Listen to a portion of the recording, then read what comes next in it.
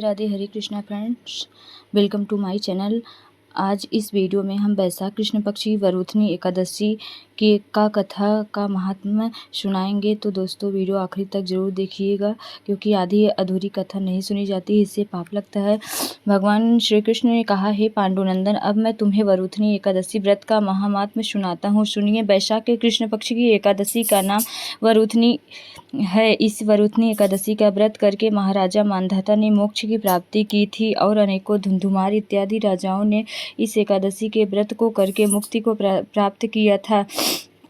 अनेक प्रकार की तपस्या हजारों लाखों वर्ष करने पर भी वह फल नहीं प्राप्त होता है जो इस वैशाख कृष्ण पक्ष की एकादशी व्रत करने से प्राप्त होता है। अतएव इस एकादशी का प्राणी मात्र को करना चाहिए। सूर्य ग्रहण में कुरुक्षेत्र में विधिवत स्नान पूजन न कर 100 बार स्वर्ण दान करने का जो फल होता है, वह फल केवल वैशाख कृष्ण पक्ष की वरुथनी एकादशी का व्रत करने से होता है। श्रद्धा और भक्ति के साथ ही वरुथनी एकादशी के व्रत करने वाले के समस्त मनोरथ पूर्ण होते हैं और वह इस लोक में रहकर सुख और ऐश्वर्य का भोग करता है और अंतकाल में स्वर्ग को सुख पाता है। गजदान महान पुण्य को देने वाला और पाप एवं संताप का नाश करने वाला अश्वदान की पुण्य प्रद है, मगर गजदान के समान नहीं, मगर भूमिदान का पुण्य अत्यंत ही महान है। उसकी तुलना में अश्वदान और गजदान एकदम तुच्छ है।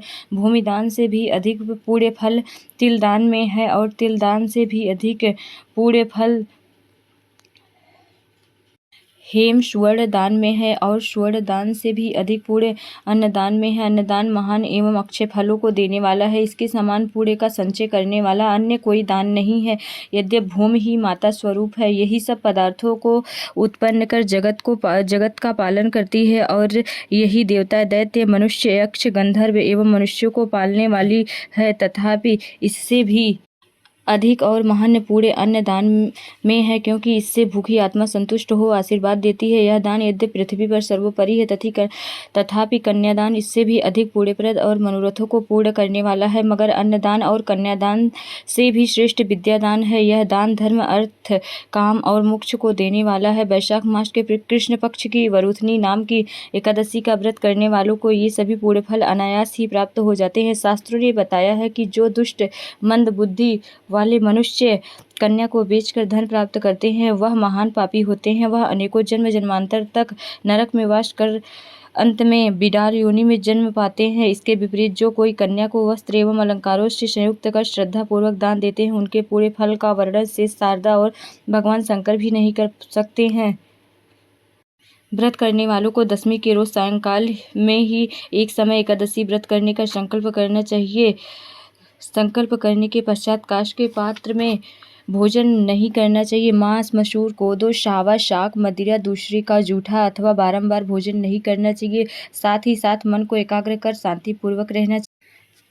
एकादशी के दिन प्रातःकाल नित्य कर्मों से निवृत्त हो स्नान कर भगवान का पूजन एवं भजन करना चाहिए। किसी प्रकार के बुरे भावों को मन में ना आने देना चाहिए। ऐसे कुत्सित कार्य, जुआ, चोरी, झूठ बोलना तथा मैथुन इत्यादि न करना चाहिए। शांति से सात्विक बुद्धि धारण कर भगवान का भजन करना चाहिए। दिन एवं रात किसी भी समय निद्रा के वशीभूत नहीं होना चाहिए, बल्कि जागरण का भगवान के सामने नित्य गीतादि करके भगवान की आराधना एवं पूजन करना चाहिए। इस प्रकार वरुथनी एकादशी के व्रत करने वालों के सभी पाप नष्ट हो जाते हैं। इस कथा के पढ़ने एवं सुनने वालों को हजारों गोदान का फल प्राप्त होता है और अंत में विष्णु लोक की प्राप्ति होती है। तो कथा समाप्त हुई। राधे राधे। मिलते हैं नेक्स्ट वीडियो में।